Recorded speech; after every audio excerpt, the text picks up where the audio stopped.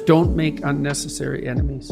But there is an extra level of fire that gets lit underneath you when you're going up against someone, and I miss it sometimes. There's a price that you pay for peace.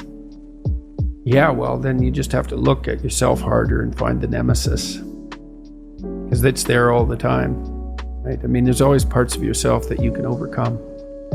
And so that's William James' moral equivalent to war, essentially. You know, if you need something to grapple with, and you probably do, you can find that. You just look inside, you'll find something to grapple with. You know, inadequacy, weakness, susceptibility to temptation, narcissism, pride, envy, revenge, resentment, frustration, lack of faith, all of that. That'll keep you occupied if you really grapple with it. And yeah, I mean, that's an ancient theological question. You know, what's up with the devil? Why does the possibility of evil exist? Why is there an eternal adversary? You see that reflected in Cain and Abel, right? At the beginning of the Genesis stories, essentially. The first two human beings are good set against an adversary. And that's what opens history, that story. You think, well, why would God construct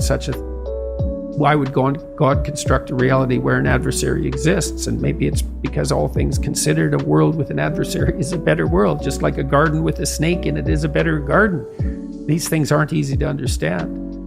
No snake, no necessity to contend with snakes. So why be awake at all? No adversary, no challenge. Why be challenged? Because maybe you're better for the challenge. And maybe that's the challenge, to see if you can be better for the challenge. But that should be internal.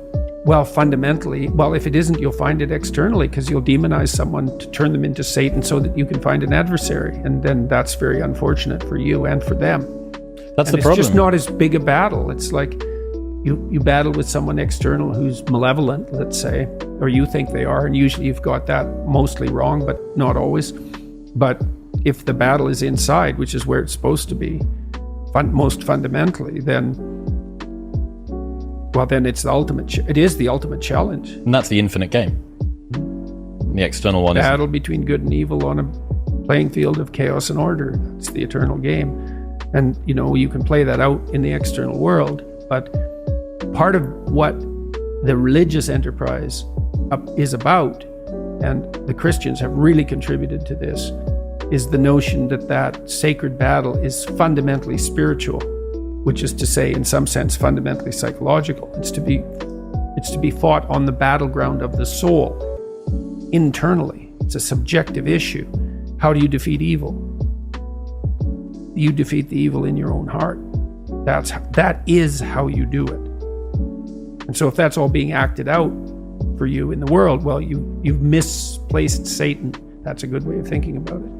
This is another weakness, I think, of the atheistic position, because it's pretty hard. It's easy in some sense to dispense with belief in the highest good, but it's not so easy to dispense with belief in evil.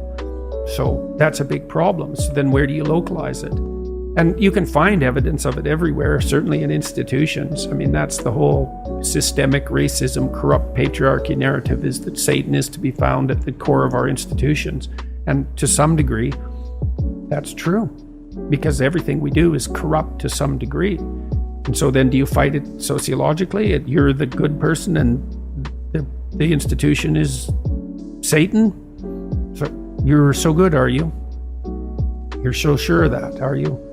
You've got everything in order, do you? And you might say, well, do you have to have everything in order before you fight evil on the sociological front? And the answer is, well, no, because you're never going to have everything in order, but you still shouldn't put the cart before the horse. It's a spiritual battle. And it's taken people thousands and thousands of years to figure this out. Now, first of all, it was the snake.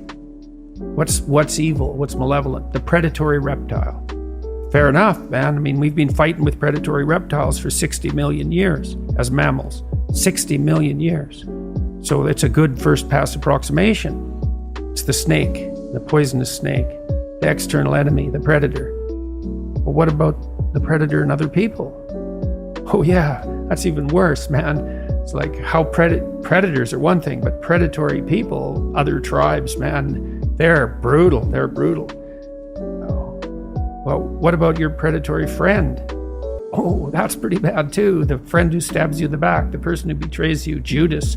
God, maybe that's the ultimate snake. It's like, well, how about when you betray yourself? Oh, yeah.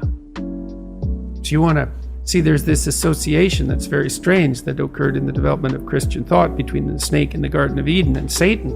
There's no indication in the original story that the snake has anything to do with the Lord of all evil.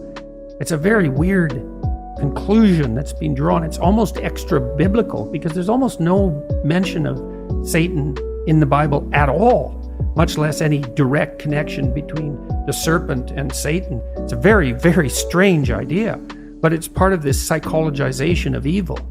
Like, what's the ultimate predator? What's the ultimate predator? What's the enemy you harbor in your own heart who hates you? That's the ultimate predator.